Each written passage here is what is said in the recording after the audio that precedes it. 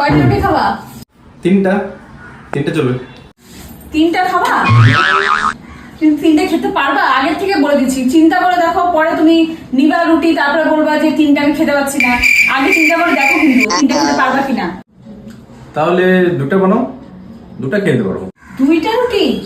তুমি কিছুক্ষণ আগে পাস্তা খেলা, তুমি দুইটা রুটি খেতে পারবা? আমি বানিয়ে দিব, আমার কোনো ব্যাপার না, কিন্তু পরে তুমি বলবা যে দুইটা রুটি আর পারলাম না।